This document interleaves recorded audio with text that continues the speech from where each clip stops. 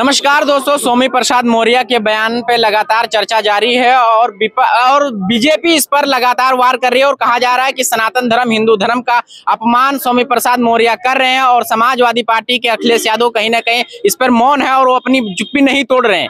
इससे लगातार घमासान मच गया है। समाजवादी पार्टी के नेता जो स्वामी प्रसाद मौर्य है, उनकी आलोचना लगातार की जा रही है कि वो हिंदू धर्म के विरोध कर रहे हैं। जब बीजेपी में थे तब उनको चीज समझ में नहीं आया और समाजवादी में जाते ही अब उनको ये सब हिंदू धर्म में इतनी कमियां नजर आने लगी। क्या कहना चाहेंगे? हमारा तो आपके माध्यम से सिर्फ इतना कहना है कि स्वामी प्रसाद मौर्य जी के जिस बयान से इतना बवाल मचा हुआ है, जो बवाल मचाना चाहते हैं वो स्वामी प्रसाद जी के साथ बैठ के डिबेट कर लें। स्वामी प्रसाद जी ने अपने खुद कोई रामायण तो लिखी नहीं है। रामायण की जिन चौपाइयों में जो कमी है उसी को उद्गित करते हुए दे रहे हैं। जब उदाहरण सहित दे रहे हैं मीडिया वालों को, मीडिया के जिस वर्ग को लगता है कि धर्म का विरोध वो कर रहे हैं, और मीडिया में जितने लोगों के बयान आ रहे हैं बीजेपी के नेताओं के, चाहे सपा के नेता, किसी भी नेता का बयान आ रहा है, तो आपके माध्यम से मैं उनसे कहना चाहता हूं कि एक खुला मंच बुला लें और स्वामी प्रसाद मौर्य से बैठ करके आमने सामने की वार्ता कर लें। दूध का दूध, पानी का पानी हो जाएगा। स्वामी प्रसाद मौर्य जी ने उसके अलावा बेरोजगारी, महंगाई, भ्रष्टाचार पर भी अपनी बात कही है। उस पर मैं आप लोगों से पूछना चाहता हूं, आप लोग डिबेट क्यों नहीं कराते हैं?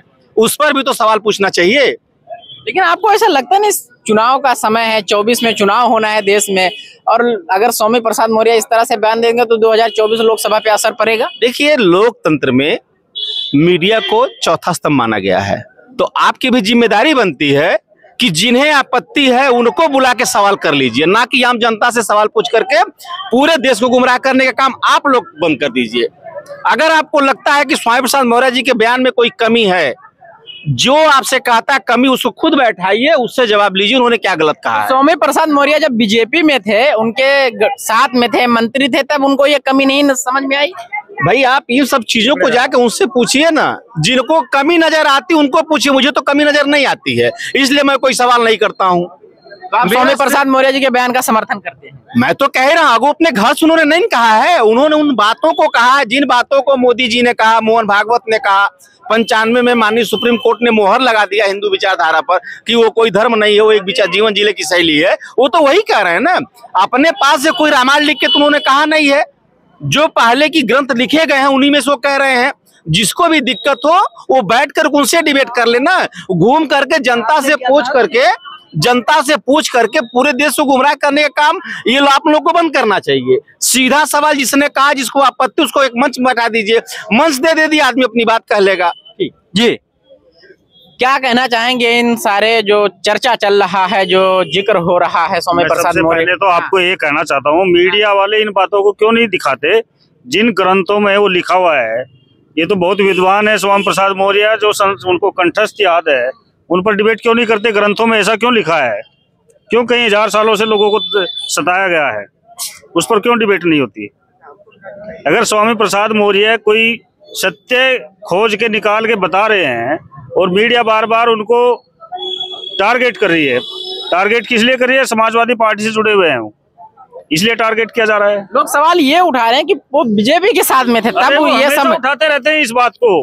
बीजेपी में थे तब भी उठाते थे वो जब बीजेपी के साथ में थे तब भी उठाते थे इन बातों को। बस अर्थ यह है कि उस टाइम मीडिया उनको नहीं दिखाती थी।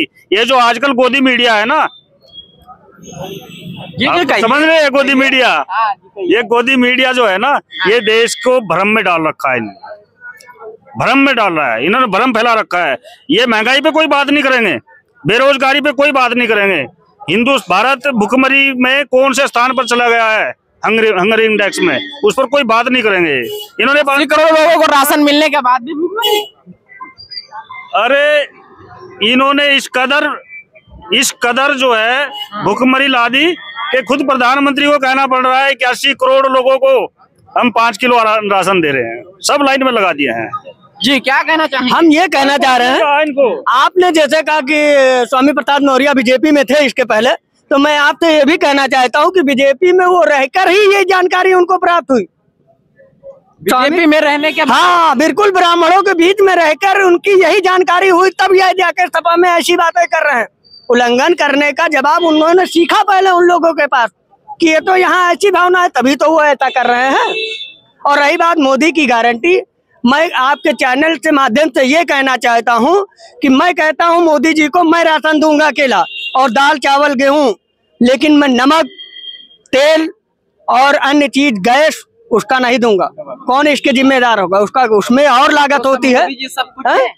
क्यों नहीं? अगर ऐसा राशन में कुछ, क्या राशन से पेट भर जाएगा पब्लिक का? 4 किलो राशन से भर जाएगा आपका? आप दिन भर मेहनत ना कीजिए, 4 किलो राशन आपको मिलेगा, चलेगा? आप बताइए अपने जीवन। लोग कह रहे हैं कि पहले तो राशन के लिए मतलब दिक्कत होता था, कमाने लोग, अब तो मोदी जी ने दे दिया है, घर पे ही बैठ के खाओ, क्या दिक्कत? मोदी जी ने इतना लोगों को खिला दिए हैं, इतना खिला दिए हैं कि शायद हमारा इतना पेट निकला है और 85 नंबर की अंडरवियर लग रही है, और शायद इस बार अगर सरकार बन गई तो हो सकता है कि 90 नंबर की इसी सरकार में 24 में हमारा लगने लगेगा अंडरवियर। बहुत बहुत धन्यवाद आपके चैनल। जी जी, क्या कहना चाहेंगे स्वामी प्रसाद मौर्य के बयान पर आप?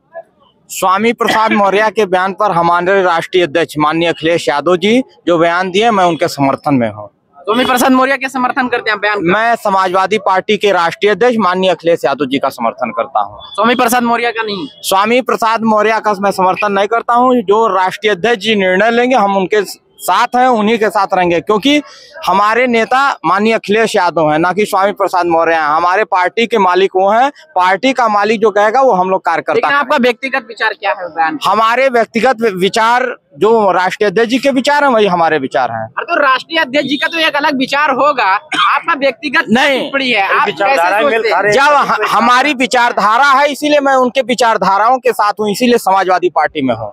ठीक जी। विचारधारा जो सवाल आप स्वामी प्रसाद मौर्य जी का नाम लेकर पूछ रहे हैं, मैं आपके माध्यम से उन सभी लोगों से कहना चाहता हूं कि सीता जी को टेस्ट बेबी किसने कहा था?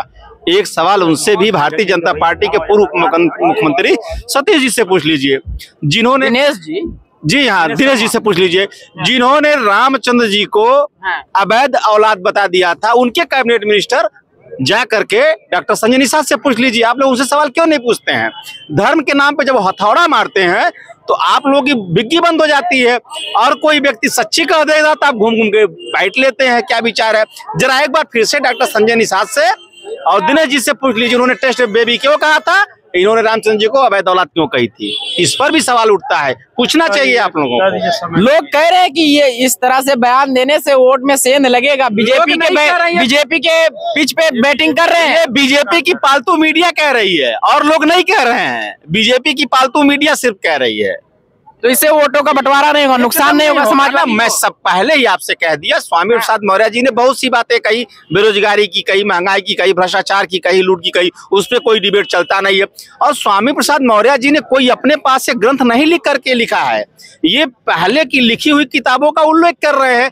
जिन्हें दिक्कत हो सामने बैठ करके अक्षर से उसका अर्थ निकलवा लें या डिबेट कर लेना। जिस धार्मिक जो बहुत बड़ा अपने आप को धर्मात्मा मानता हो उससे कह दीजिए बैठ के डिबेट कर ले। चक्की चौराहे पे, पार्टी कार्यालय पे छोटे छोटे कैमरे लेकर के ऐसे करने से कोई कुछ हासिल नहीं होगा। आपको उन लोगों को भी चाहिए, उन लोगों को बुला करके एक बराबर का डिबेट करा लें, बड़ा डिबेट करा लें, सारा का सारा क्लियर हो जाएगा। जी।